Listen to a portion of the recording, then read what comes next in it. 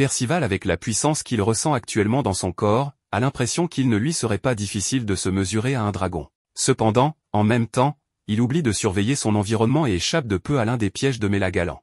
Heureusement, son camarade parvient à le détruire avant qu'il ne puisse attraper Percival, lui conseillant d'être plus prudent. Cela met en colère Méla-Galant et la fait s'attaquer à lui à la place. Isolde a du mal à repousser les attaques dirigées contre elle, alors Percival intervient et l'emmène en sécurité. Cependant, elle refuse d'être touchée par quelqu'un d'autre que Tristan, alors elle se débat avec Percival, ce qui les met tous les deux presque en danger d'être touchés par une attaque de Méla-Galant. Ils se séparent juste à temps pour esquiver l'attaque, et une fois que Isolde est de retour au sol, Percival envoie certains de ses mini-Percival pour l'aider à se battre. Cependant, seuls, ils ne parviennent pas à infliger beaucoup de dégâts à Méla-Galant et sont rapidement détruits. Isolde a alors l'idée de les charger avec sa magie. Alors elle frappe les mini-Percival et les lance sur les bras de Méla-Galant, ce qui les fait exploser et en détruit quelques-uns. Méla-Galant a encore beaucoup de bras, alors Isolde finit par être submergée et projetée en arrière par les coups. Percival descend pour vérifier son état, mais elle dit que tout va bien et qu'ils doivent se concentrer sur Méla-Galant. Celle-ci a déjà tendu un piège pour les retarder, donc dès que Méla-Galant tombe dedans, une énorme explosion se produit et Percival en profite pour se rapprocher et frapper droit à la tête de Méla-Galant. Les dommages causés font tomber Méla-Galant à genoux, mais juste quand Percival pense que c'est fini, il se relève et utilise un sort de fureur, ce qui augmente généralement les capacités physiques de manière significative mais permet également d'attaquer les choses de manière irraisonnée. Cependant, puisqu'il est désormais fusionné avec Melascula, elle parvient à empêcher le corps de devenir fou. Percival essaie de les finir rapidement, mais grâce à leur augmentation de puissance, son épée n'est plus capable de percer l'armure. Il continue à frapper Méla-Galant. Mais alors il a une expression de surprise sur son visage car Méla-Galant a réussi à l'attraper. Il se fait étouffer et est presque tué encore une fois, mais juste avant que cela ne se produise, Isolde lance sa masse sur la tentacule et la détruit avec sa magie. Méla-Galant pensait qu'il n'y avait aucun moyen que la magie d'Isolde puisse nuire à leur corps, mais cette tentacule est actuellement absente, donc ils avaient tort. La magie est créée en fonction de la connaissance, de la volonté et de l'expérience de l'utilisateur, et dans son cas, sa magie provient de son amour pour Tristan. Donc, si quelqu'un essaie de lui faire du mal, elle fera tout ce qui est en son pouvoir pour les arrêter. Méla-Galant lui donne ensuite une gifle sur le visage qui, étrangement, ne la décapite pas instantanément mais la repousse. Ensuite, il s'approche d'elle en se moquant de ses paroles et sont sur le point de l'écraser à mort, mais au tout dernier moment, plutôt que de la laisser devenir une crêpe, Tristan intervient et sauve Isolde. Elle est heureuse de le revoir et Tristan se plaint du fait qu'elle se met toujours en danger pour l'aider. Méla-Galant essaie également de l'attaquer, mais Tristan passe simplement à côté de l'attaque comme si de rien n'était. Il confie Isolde à Andric pour qu'il puisse soigner ses blessures pendant qu'il s'occupe de Méla-Galant. Andric essaie d'arrêter Tristan puisqu'il ne peut pas combattre Méla-Galant seul, alors Tristan lui dit de faire venir Lancelot dès que possible. Méla-Galant commence à le ridiculiser parce qu'il pense qu'il a peur de combattre sans le renfort de ses amis, mais il ne pourrait pas être plus loin de la vérité. Tristan utilise une seule main pour arracher la tête de Melascula du corps et corrige leur idée fausse. Car la seule raison pour laquelle il appelle Lancelot est de s'assurer qu'il ne perd pas le contrôle. La partie bas du corps essaie de l'attaquer, alors Tristan utilise une sphère d'énergie noire pour le neutraliser en un seul coup.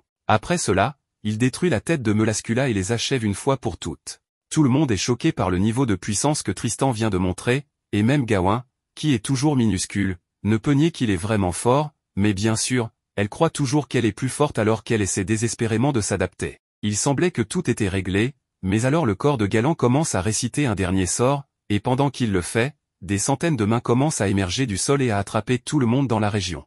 Ce sont les mains des morts et elles essaient de tirer tout le monde dans l'au-delà. Tristan se tient là et laisse les bras l'envelopper, mais après qu'il libère sa magie et les repousse tous, les mains réalisent qu'elles n'ont pas ce qu'il faut pour toucher le petit-fils du roi des démons. Alors elles reculent toutes et retournent au monde souterrain maintenant que ce dernier sort de dernier recours a échoué. Tristan vole vers ce qu'il reste de Méla-Galant et sans dire un mot, il commence à arracher le dernier morceau vivant de Melascula de la tête. Elle commence à crier de douleur et le supplie d'arrêter de la torturer, et étonnamment, Tristan accepte d'arrêter. Cependant, un instant plus tard, il arrache entièrement le corps, car il utilisait une technique très avancée appelée le mensonge.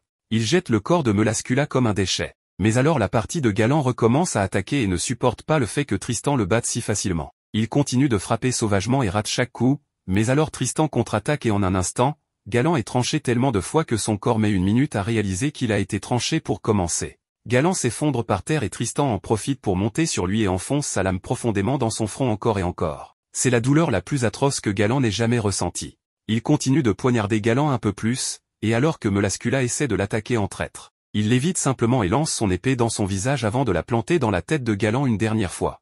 Percival pense que c'est beaucoup trop brutal pour Tristan, donc il lui demande de revenir à la normale maintenant que la bataille est gagnée. Cependant, Tristan lui ordonne de rester en arrière parce que ce n'est pas aussi simple que de revenir à la normale une fois qu'il utilise ses pouvoirs démoniaques. Il descend calmement du corps de Galant, mais alors tout le monde commence à entendre une voix résonner dans leur tête. C'est Arthur qui a regardé leur bataille de très près pour évaluer leurs capacités. Il les avait sous-estimés auparavant, mais maintenant qu'il sait ce dont ils sont capables, il voit qu'il s'était trompé. Des rochers commencent à voler dans les airs autour alors qu'Arthur s'adresse à Gawain et lui dit qu'elle a été une mauvaise fille en fuyant son père comme elle l'a fait. Donnie ne sait pas de quoi Arthur parle, alors Gawain explique qu'il est son oncle surprenant Donnie. Pendant qu'Anna aide aux efforts d'évacuation, quelques citoyens se rendent compte que les morceaux de pierre dans le ciel forment tous un escalier qui mène vers le ciel, alors ils restent là pour regarder malgré le danger évident. L'escalier atteint le ciel et une fois qu'il est complet, les nuages sombres s'écartent et Arthur lui-même commence à descendre. Il avait voulu les rencontrer en personne au moins une fois puisque ce sont les 4 chevaliers que la prophétie dit capables de le vaincre. Méliodas ressent la puissance magique d'Arthur, donc il ne peut plus rester assis à garder l'ancien roi et sa magie de vision future. Son fils est là-bas en train de se battre aussi, donc ce ne serait pas très paternel de le laisser tout gérer seul. En partant, il met Chion et Jade en charge de protéger ceux à l'intérieur de la pièce pendant son absence. À l'intérieur du donjon, Lancelot, qui réfléchit toujours à sa vie, ressent également le pouvoir d'Arthur, donc il va devoir mettre la profonde introspection de côté car il doit aussi agir. Sur un vaisseau à proximité, les chevaliers sacrés d'Arthur, qui se dirigent actuellement tous vers Lyonesse, ressentent également son pouvoir, y compris Pellegarde qui se détend dans la forêt pour le moment. En fait, son pouvoir est si grand qu'il atteint jusqu'à Gauther et même Oser, donc le pouvoir d'Arthur est sérieux. L'esprit de Percival est submergé par la rage à la vue d'Arthur, car c'est celui qu'Ironside sert et par procuration, il est la raison pour laquelle le grand-père de Percival a été tué. Il fonce sur Arthur et lui crie dessus pour avoir causé la mort de son grand-père, et Arthur réalise que Percival doit être le fils d'Ironside, mais il n'est pas venu ici pour le défier. Alors que Percival attaque, il l'envoie simplement au sol avec un minimum d'effort. Les mini-piles se chargeaient toujours vers Arthur, mais il réalise alors que si Percival a été si facilement repoussé, alors ils ne pourront rien faire pour arrêter Arthur, alors ils changent de plan et volent vers le bas pour créer un coussin pour que Percival atterrisse dessus. La raison pour laquelle Arthur est venu ici est parce qu'il veut tester ce que Tristan est vraiment capable de faire. Il est le fils du roi et de la reine de Lyonesse, donc il a sûrement quelque chose d'intéressant à montrer à Arthur. Tristan déploie ses ailes et s'envole dans les airs, jurant d'en finir avec Arthur ici et maintenant, et Arthur commente que Tristan est bien plus agressif que d'habitude. Donc il suppose que c'est à cause de son côté démoniaque. Tristan lui dit de se taire et fonce pour attaquer, mais tout comme avec Percival, dès qu'Arthur lève la main et invoque un bouclier, Tristan est soufflé en arrière avec tant de force qu'il s'écrase au sol et soulève un énorme nuage de poussière. Une fois la poussière retombée, il est clair que Tristan a été mis hors jeu, mais le reste des chevaliers reste plein d'espoir et préparent leurs armes pour se battre. Cependant, Arthur libère son pouvoir et a des dizaines d'armes dorées formées autour de lui, et la pression émanant de son trésor est suffisante pour empêcher tout le monde de bouger, sauf Gawain qui semble être complètement immunisé contre cela. Percival fait de son mieux pour avancer malgré tout, mais c'est comme si son corps refusait de faire un autre pas, donc tout ce qu'il peut faire, c'est crier le nom d'Arthur dans la frustration. Voilà le pouvoir du roi du chaos, et il se fait certainement sentir. Avec une voix puissante, le roi Arthur dit à tous de l'écouter attentivement. Pendant ce temps, Percival et les autres sont paralysés tandis qu'Arthur descend les marches. Il se présente en déclarant qu'il était le roi de Camelot, le royaume du sud détruit par le roi démon et les 7 péchés capitaux lors des événements de la guerre sainte. Tout le monde est captivé par sa voix et Anna souffre, car la voix du roi Arthur résonne directement dans son esprit.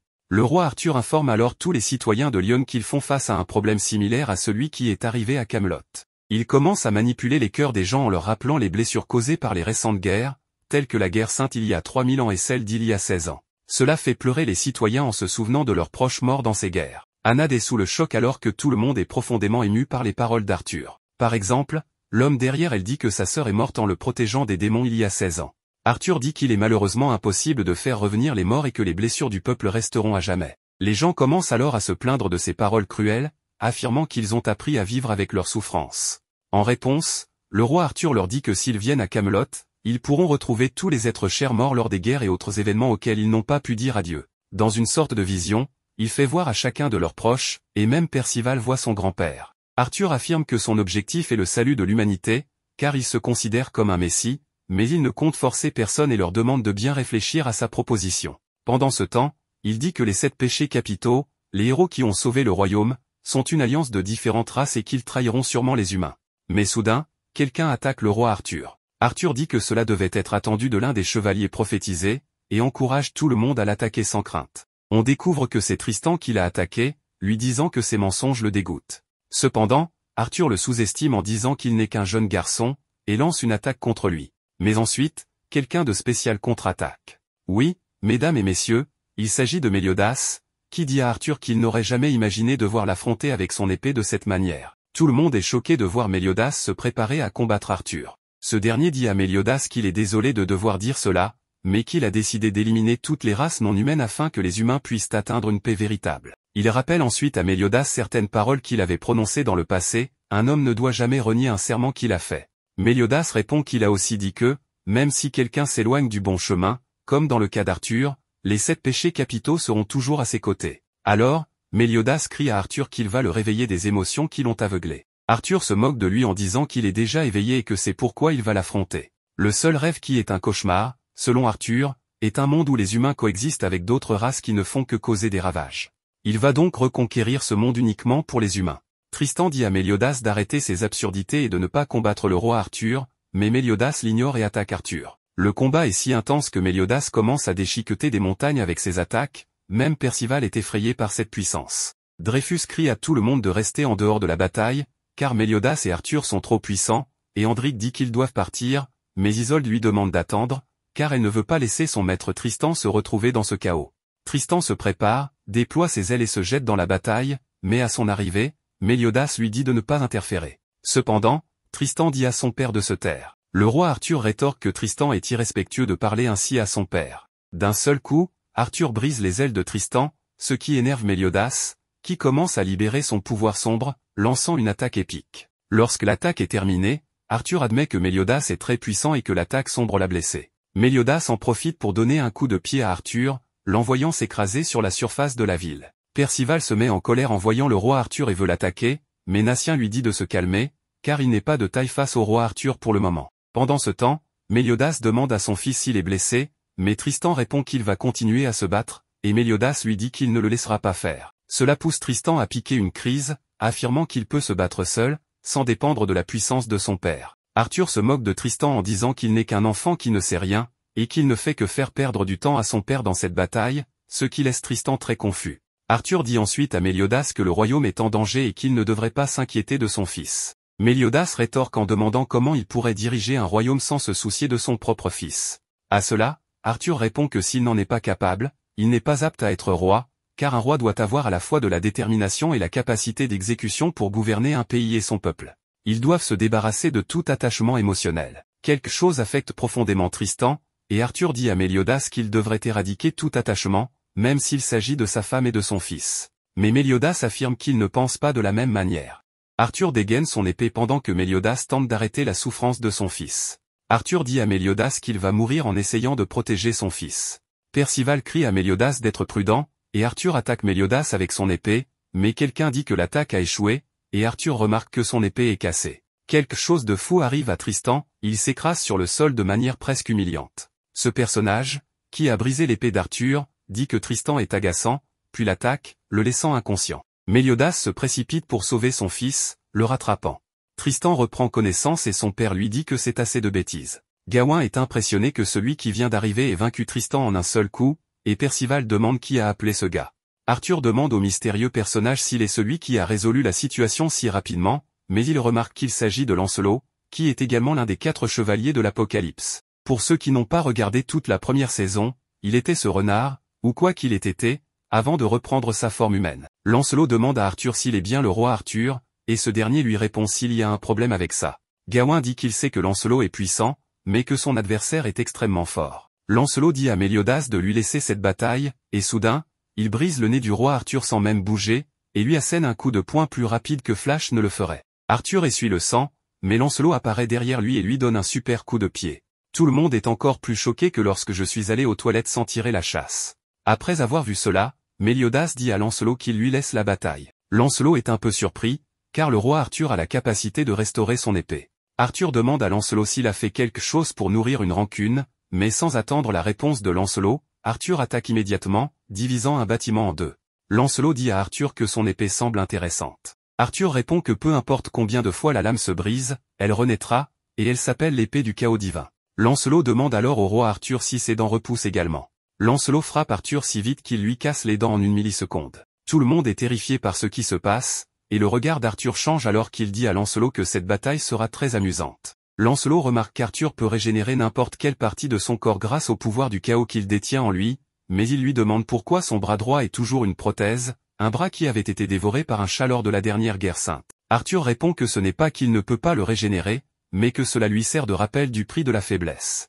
Lancelot rétorque qu'il espère que ce ne sera pas une excuse si Arthur perd, en disant que c'était à cause de sa prothèse. Arthur commence alors à attaquer Lancelot en disant que la jeunesse est ignorante, cruelle, et manque d'affection. Mais Lancelot le cloue immédiatement au sol et lui demande de quoi il parle. Tout le monde est stupéfait par ce qui se passe. Natien dit que Lancelot est en train de rivaliser, voire de surpasser, le roi Arthur en termes de puissance. Le prince Tristan reconnaît que les capacités de Lancelot dépassent largement les siennes et se rappelle qu'il y a 6 ans, Lancelot avait été enlevé dans le royaume de Benwick, mais 3 ans plus tard, il était revenu sain et sauf, avec des pouvoirs terrifiants. Tristan raconte que Lancelot n'a jamais voulu parler de ce qui lui était arrivé pendant son absence, mais son pouvoir rivalise désormais avec celui des 7 péchés capitaux. Lancelot attrape une des épées du roi Arthur, qui se lance à l'attaque, mais Lancelot réplique avec une attaque appelée la route étincelante, frappant Arthur durement et détruisant l'épée empruntée. Mais soudain, Arthur contre-attaque avec son pouvoir du chaos et dit à Lancelot qu'il n'est pas assez fort pour le vaincre. Ce pouvoir sombre frappe également Méliodas,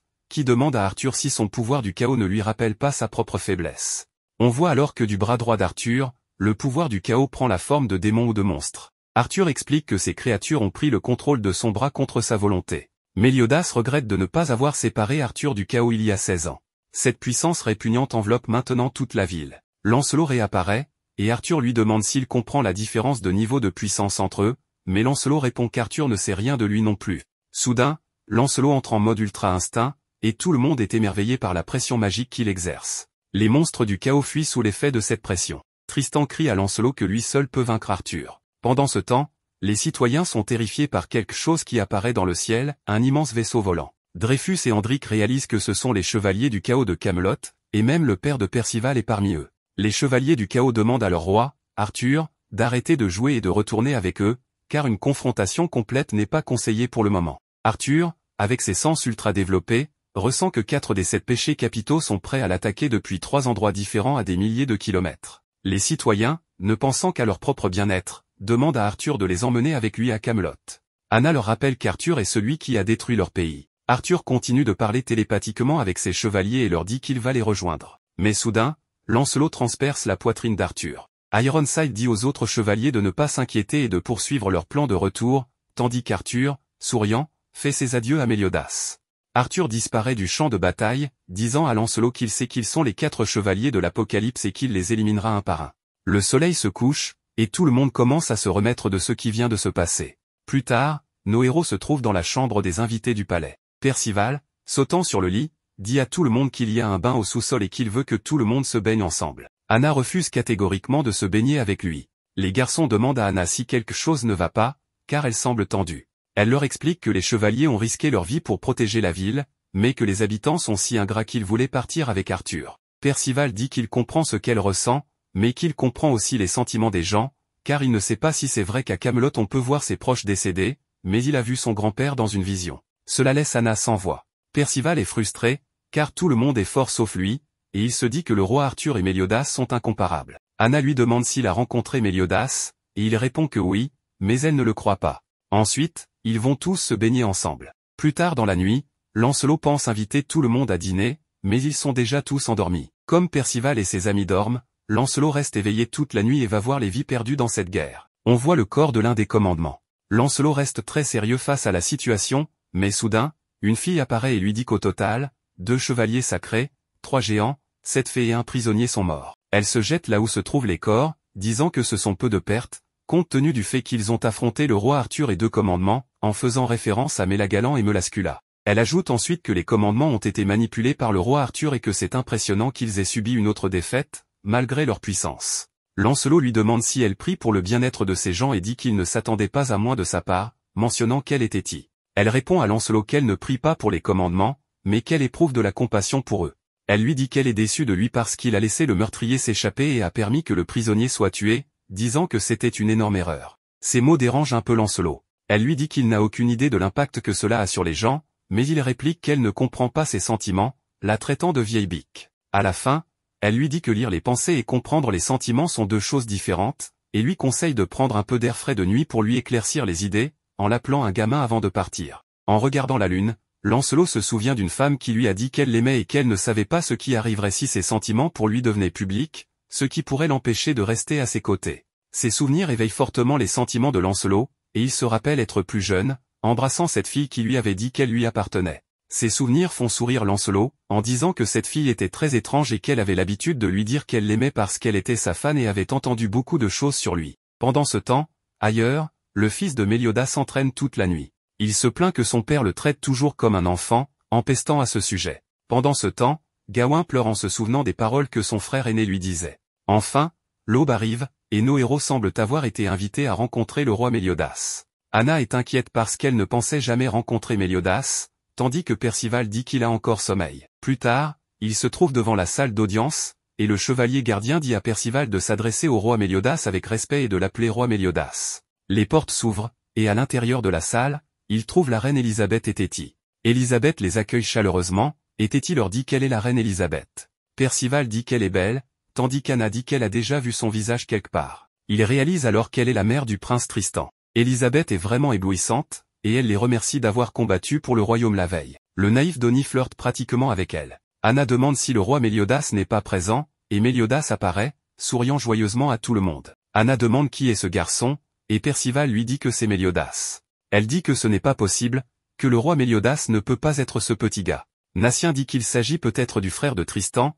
et la reine Élisabeth confirme qu'il s'agit du roi Méliodas, son mari. Méliodas leur dit que Tristan est leur fils. Anna ne comprend rien, car l'image qu'elle avait du roi Méliodas était différente, et elle est très triste, car son idéal de Méliodas a été brisé. Méliodas leur dit de passer au sujet suivant, disant qu'il a entendu de Lancelot qu'ils ont travaillé dur en tant qu'équipe, remerciant Anna, Donny et Natien d'avoir aidé Percival à arriver à Lyonesse. Percival dit que oui, c'était grâce à eux, mais lorsqu'ils se tournent pour les regarder, ils ont des visages tristes. Percival demande ce qui ne va pas, et le roi Méliodas lui dit de le laisser dire quelque chose de cruel. Il leur demande s'ils sont prêts à dire au revoir, ce à quoi Percival demande ce que cela signifie. Anna dit que c'est la triste réalité, et Natien dit qu'au fond de lui, il le savait déjà. Percival demande de quoi il parle. Anna dit à Percival qu'il est l'un des 4 cavaliers de l'Apocalypse de la prophétie, mais malheureusement, ils ne le sont pas encore. Natien ajoute qu'ils ne sont même pas des chevaliers sacrés, et Donny précise que si Percival continue avec eux, cela ne fera que retarder son chemin. Percival commence à pleurer en demandant de quoi il parle.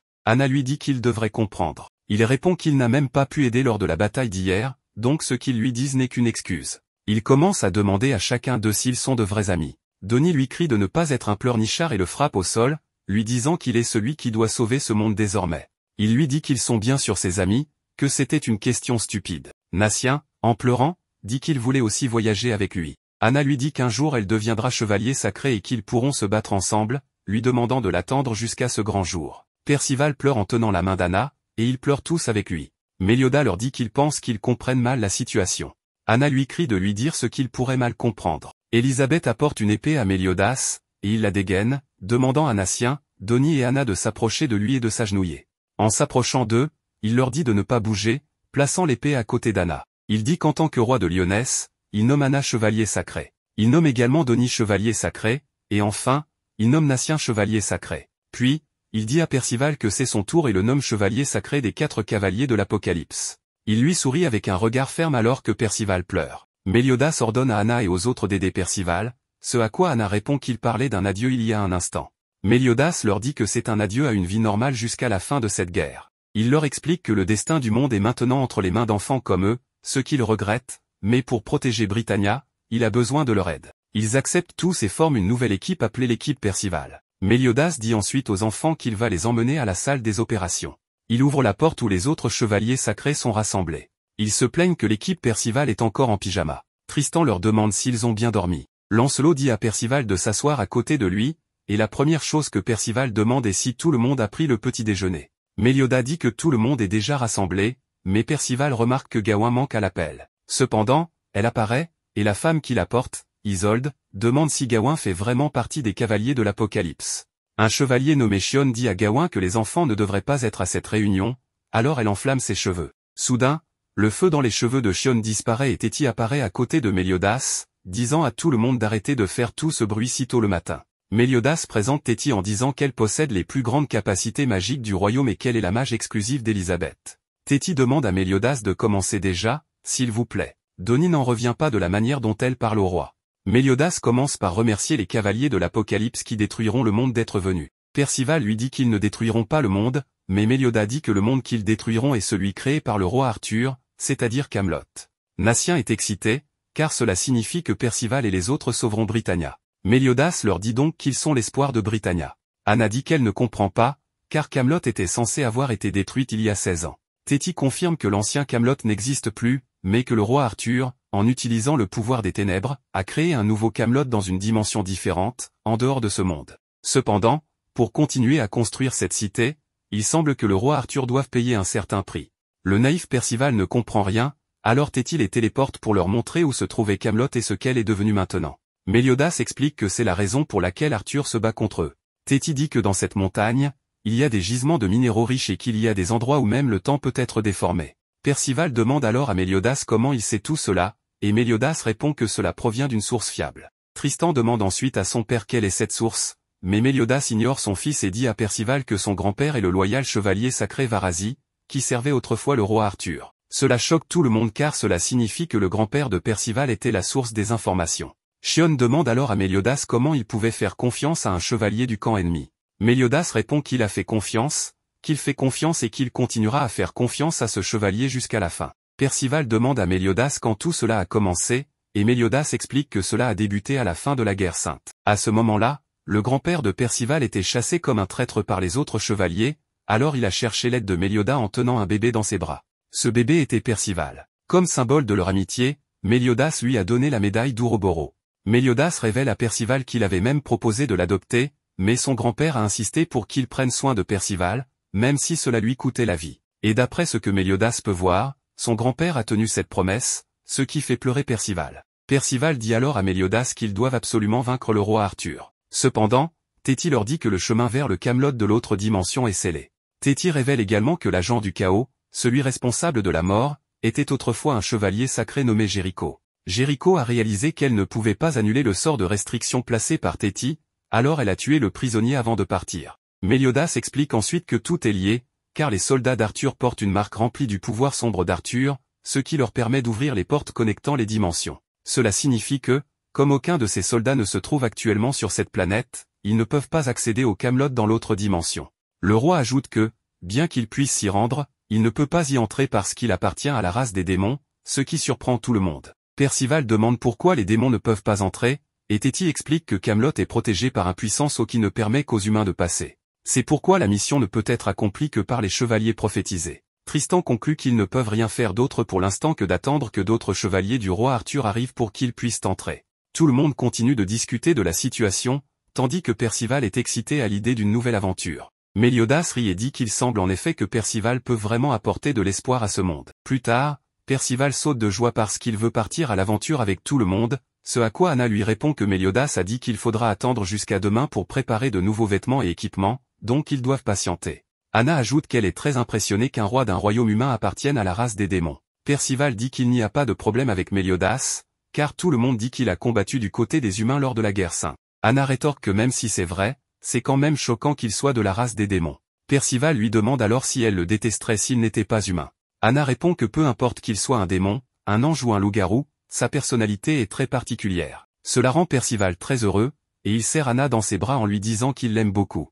Anna rougit profondément et Percival ajoute qu'il aime aussi beaucoup Natien et Donnie. Anna lui dit que même si c'est vrai, cela ne signifie pas qu'il doit les serrer dans ses bras aussi. Elle lui demande si son grand-père ne lui a pas appris à être poli. Percival lui demande pourquoi elle dit ça, et elle le gifle violemment en lui disant que l'étreindre comme ça pourrait compromettre la crédibilité du groupe. Cependant, après y avoir réfléchi un peu, elle dit qu'il peut la serrer dans ses bras de temps en temps, alors il la serre à nouveau, et elle rougit profondément, mais il ne réalise pas que Natien les observe et qu'il n'en croit pas ses yeux. Pendant ce temps, Isolde a des pensées étranges sur Tristan, mais Gawain lui parle pour la ramener à la réalité, bien qu'elle l'ignore. En marchant, Isolde demande à Tristan comment il se sent. Tristan dit que la démonisation est plus intense qu'il ne l'avait prévu et que son corps souffre beaucoup.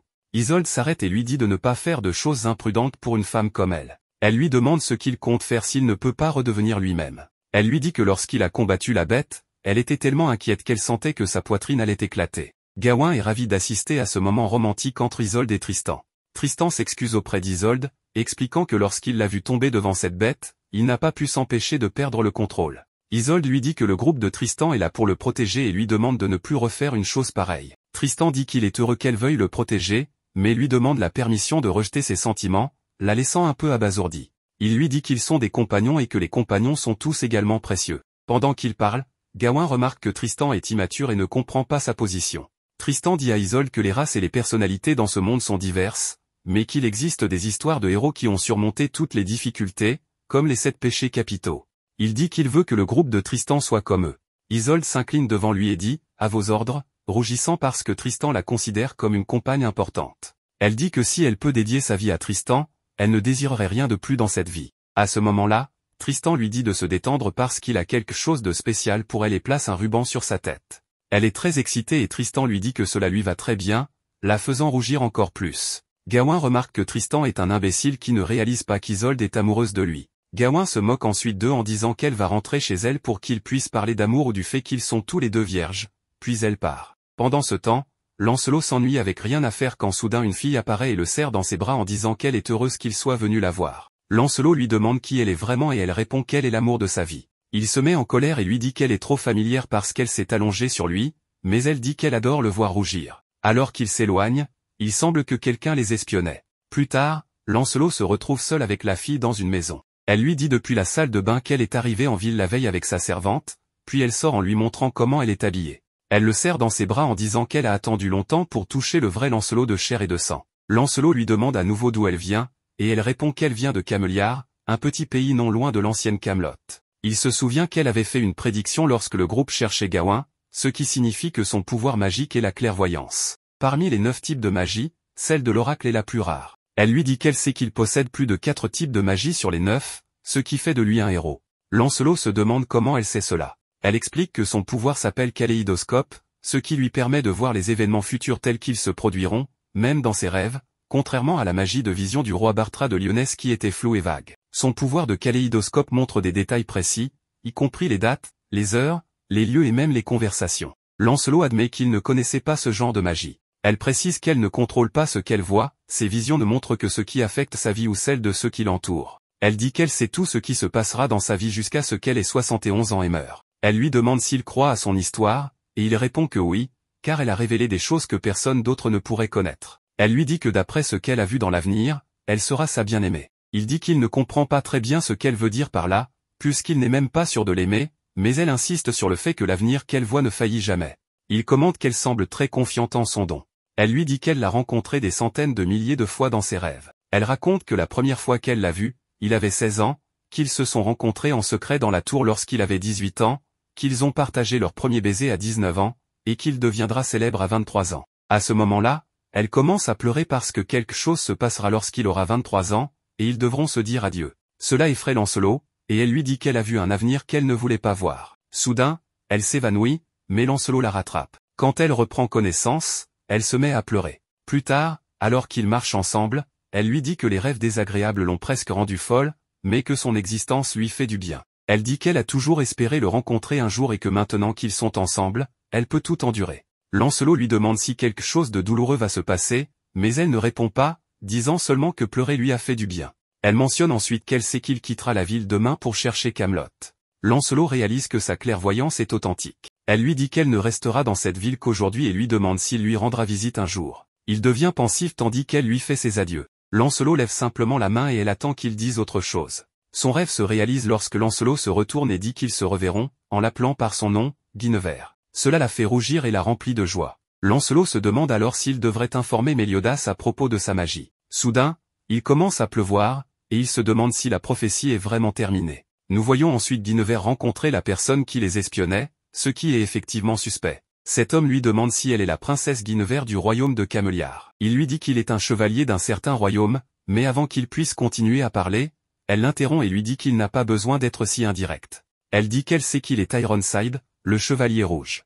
Elle lui dit de dire clairement qu'il est venu pour la kidnapper. Il est extrêmement impressionné et lui demande pourquoi, avec une capacité aussi incroyable que le kaléidoscope, si elle connaît ses intentions, elle est quand même venue à l'endroit où il se trouvait. Elle répond que ceux qui évitent le destin finissent par en payer le prix fort. Pendant ce temps, nous voyons Lancelot courir vers elle parce qu'il a un mauvais pressentiment. Soudain, Guinevere commence à lui parler télépathiquement, et Lancelot lui demande si elle va bien. Elle lui dit qu'elle va bien et qu'il ne doit pas se blâmer pour quoi que ce soit, car ce qui se passe est le destin.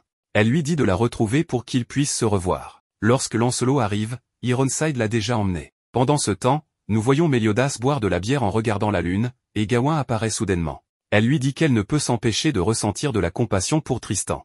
Méliodas lui dit qu'il voulait lui parler en tête-à-tête depuis un moment. Elle demande qui diable a conçu la tenue qu'elle porte, et Méliodas lui dit que la personne qui l'a conçue n'est pas là pour le moment. Elle demande ensuite à Méliodas s'il pense qu'elle est vraiment prête à l'aider en combattant contre le roi Arthur, comme si elle était l'un des chevaliers de la prophétie, et dit qu'il devrait savoir qu'elle est la fille du beau-frère du roi Arthur. Elle lui dit qu'elle n'a aucune raison d'être du côté de Méliodas. Méliodas répond que, pour une raison quelconque, elle est ici, donc elle doit avoir un motif. Gawain lui dit que pour l'instant, elle agira en tant que chevalier de la prophétie, mais qu'un jour, elle pourrait les trahir. Méliodas dit qu'il n'a aucun problème avec cela. Le lendemain matin, Méliodas rassemble plusieurs chevaliers et leur dit qu'à partir de maintenant, les attaques du roi Arthur vont augmenter. Il leur dit qu'ils doivent trouver un moyen d'atteindre Camelot à tout prix et que leur voyage les mènera d'abord à Walnac, où le sort des 4 équipes sera décidé. Percival dit que c'est dommage qu'ils soient tous ensemble juste pour finir par se séparer. Méliodas explique que se diviser est la stratégie la plus efficace, et dit que les équipes de Percival et de Gawain se dirigeront vers le nord de Britannia pour collaborer à la recherche de la forêt du roi des fées. Pendant ce temps, l'équipe de Tristan cherchera au sud, au nord de l'ancienne Camelot, et Lancelot ira seul vers l'est en direction de Benwick. Cependant, Lancelot dit qu'il aimerait échanger de place avec une autre équipe. Méliodas lui dit qu'il devrait se rendre à Benwick et profiter de l'occasion pour rendre visite à ses parents, afin qu'il sache qu'il va bien. Il dit aussi à Lancelot de lui laisser la recherche de Dube, le grand géant créateur d'objets magiques. Tristan explique que Lancelot veut faire fabriquer une arme magique, c'est pourquoi il cherche Dube. Percival demande pourquoi le royaume ne peut pas simplement forger une arme pour lui, et Méliodas explique qu'aucune arme fabriquée dans le royaume ne peut supporter la force de Lancelot. Tout le monde est impressionné par ces paroles, et maintenant Denis comprend pourquoi les armes se brisent toujours dans les mains de Lancelot. Méliodas dit à tout le monde qu'à partir de maintenant, des ennemis plus puissants et des défis plus grands apparaîtront, et il leur ordonne de faire tout ce qui est nécessaire pour accomplir la mission. Percival promet de réussir la mission, et les autres le taquinent parce qu'il est si enthousiaste. Méliodas dit à Percival qu'en lui donnant cette épée, il lui confie sa vie, car l'épée contient une partie de l'artefact qui a autrefois scellé les démons. Plus tard, à la sortie du royaume, Méliodas dit à son fils de ne rien faire d'imprudent.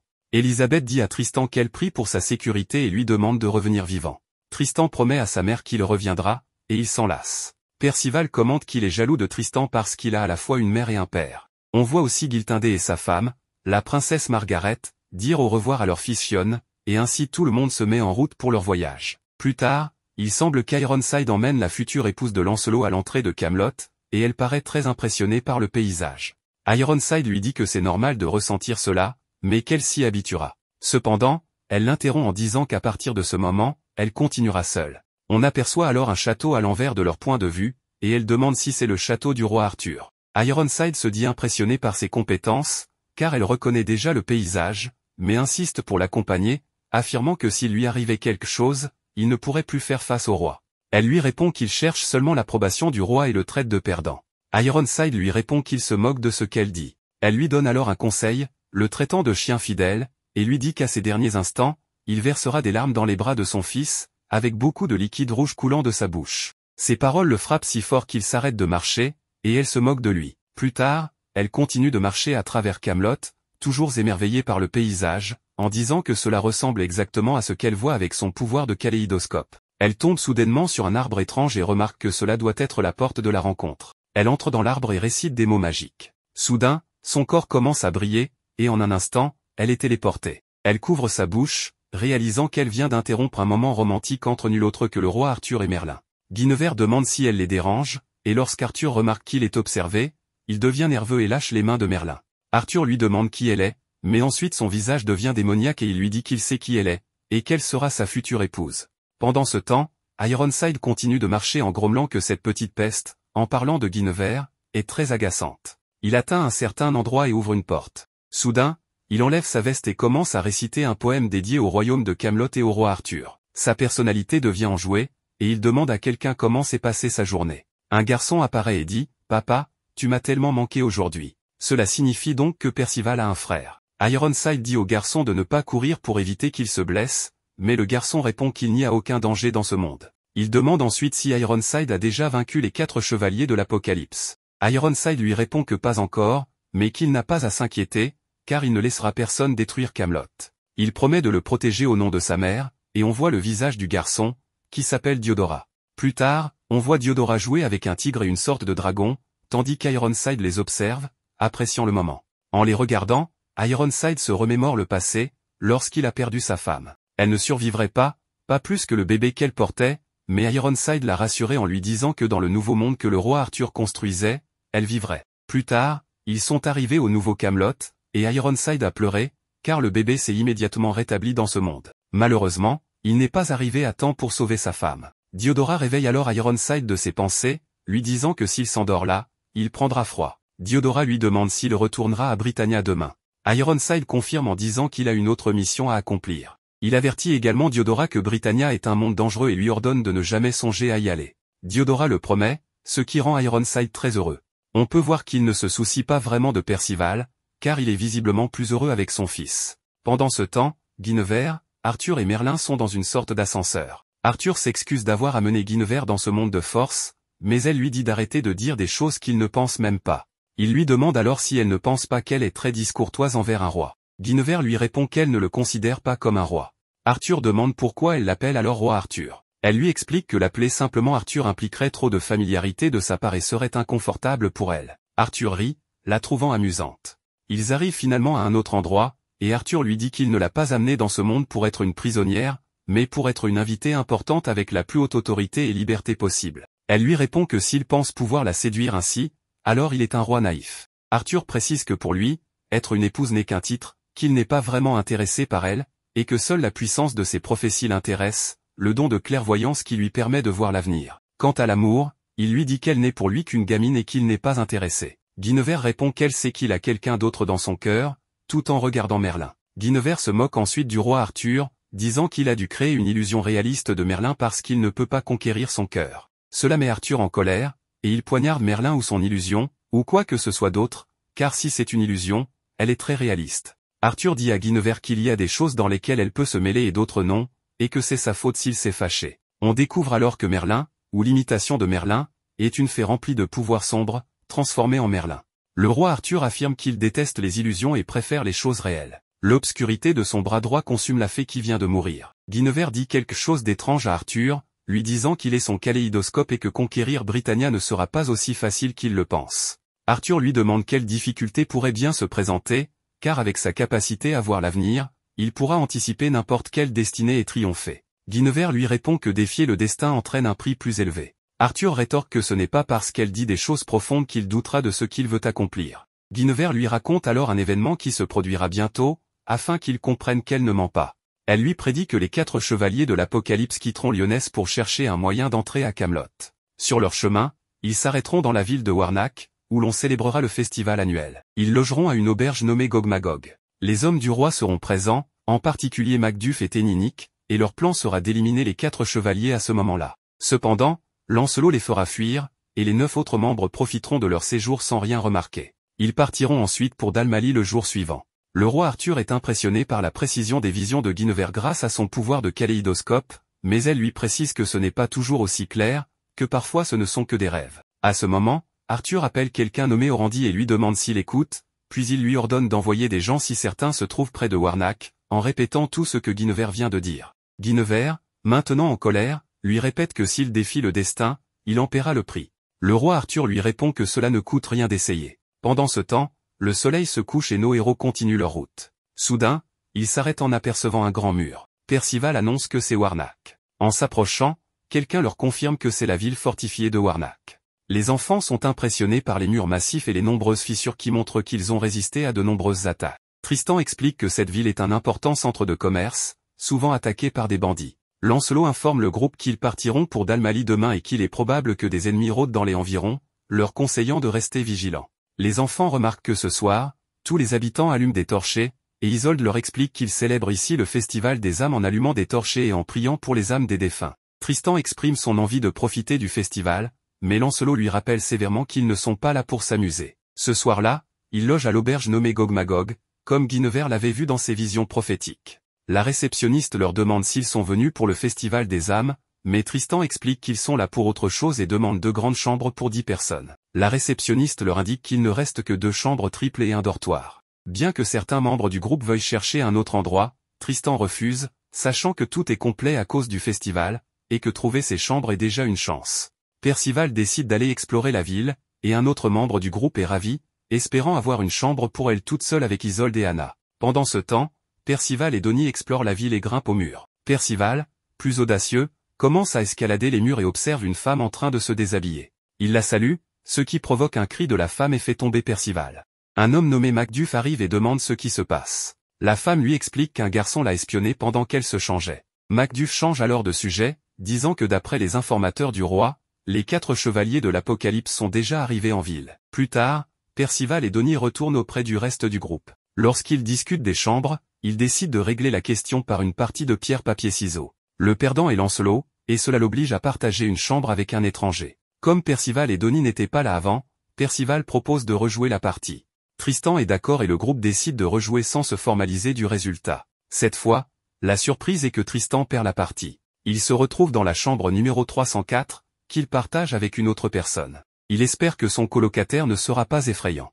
En frappant à la porte, il est surpris de découvrir une fille qui le connaît déjà. Elle le salue en disant « Bienvenue, Votre Altesse ». Après la répartition des groupes, Chion, Percival et Lancelot se retrouvent dans la même chambre et commencent à devenir amis. Cependant, Chion, se transformant en lézard humain, réprimande Percival pour ne pas avoir pris au sérieux la responsabilité de son maître, Tristan, qui est maintenant seul. Percival tente de le rassurer en expliquant qu'il ne faisait que s'amuser et jouer, soulignant que ce n'était pas grave. Lancelot, pour sa part, affirme qu'il n'a pas d'importance avec qui il dort, mais Chion lui suggère d'échanger avec Tristan, qui avait perdu dès le début. Lancelot lui répond de manière moqueuse, lui reprochant de trop parler. Percival demande à Lancelot pourquoi il avait un comportement étrange pendant le jeu. Lancelot explique qu'il cherchait à repérer d'éventuels ennemis autour d'eux. Mais depuis leur arrivée dans cette ville, il leur est devenu difficile de lire les pensées des gens. Cette révélation met Chion en colère, car il s'inquiète pour Tristan et craint que les personnes autour de lui ne soient pas fiables. Pour apaiser la situation, Percival propose qu'il joue à un jeu pour décider qui participera au festival. À la surprise générale, Chion accepte immédiatement, ce qui étonne tout le monde. Dans la chambre 205, les 3 filles se retrouvent seules, totalement détendues et à l'aise. Cependant, quelqu'un semble les observer depuis la fenêtre. Pendant ce temps, dans la chambre 207, on retrouve Jade, Donnie et Natien. On voit Jade s'excuser auprès de ses camarades pour son comportement. Donnie et Natien, intrigués, demandent pourquoi il agit ainsi. Jade explique que, bien qu'il ait été rude, il n'avait aucune mauvaise intention. Puis Jade leur raconte qu'il était ami d'enfance avec Chion et Isolde. Depuis que leur maître Tristan les a sauvés, il lui voue une grande admiration. Il évoque le nom d'Isolde, les larmes aux yeux. Quand on lui demande pourquoi il partage cette histoire, il répond que, puisqu'ils sont ensemble, il ressent le besoin de leur dire quelque chose. Même si cela risque de changer leur amitié, il préfère être honnête. Donnie tend la main et lui dit de laisser le passé derrière et concentrer sur nos efforts pour l'avenir. Jade apprécie ces mots, mais Natien s'approche soudainement et lui demande s'il est amoureux d'Isolde. La surprise est totale, dès que Jade entend cela, son visage devient rouge de honte. Il finit par avouer qu'il l'aime bien, qu'elle est gentille et jolie, mais qu'elle aime Tristan, et qu'il ne pourrait pas rivaliser avec lui. Natien semble déçu mais répond qu'il n'y a aucun mal à l'admirer. Jade le taquine à son tour en disant que lui aussi, tu sembles aimer Anna. Là, c'est au tour de Natien de rougir, incapable de répondre clairement. Jade commente alors que cette fille est forte d'esprit et qu'il trouve que Natien et elle forment un bon duo. Natien sourit, admettant qu'il a raison. Pendant ce temps, Donnie reste perplexe, se demandant pourquoi ils aiment les filles têtues comme Isolde. Quand il exprime son incompréhension, on lui répond qu'elle est douce et gentille, mais qu'il est le seul à ne pas le voir ainsi. Dans la chambre 304, où se trouve Tristan, on voit Chion et Isolde les espionner de manière très maladroite, au point d'attirer l'attention des passants. Chion, ayant un plan, utilise son pouvoir appelé Sylph pour transmettre tout ce qui se dit dans la pièce. Ils entendent alors Tristan parler, mais tout à coup, Isolde brise la porte, furieuse de voir Tristan en train de boutonner l'habit de la fille. Tristan dit que c'est sa première fois de faire ce genre de choses, alors Isolde le fait à sa place et habille correctement la fille. La fille s'accroche ensuite à Tristan et propose alors qu'ils aillent tous ensemble au festival pour calmer les tensions. Elle lui dit qu'elle sait qu'il fait partie des 4 chevaliers de l'Apocalypse, et lui demande à lui parler seul. Pendant ce temps, un papillon espionne la pièce. Ils se rendent ensuite au festival, où l'on aperçoit une fille travaillant pour le roi Arthur accompagnée d'un autre individu. On découvre qu'elle était en fait transformée en papillon et qu'elle observait les chevaliers de la prophétie. Elle confirme à son compagnon que les chevaliers de la prophétie et leurs alliés sont bien présents. Celui-ci lui répond que les affronter tous ensemble serait très risqué. Il ajoute que la nuit est longue et qu'il devrait d'abord profiter du festival.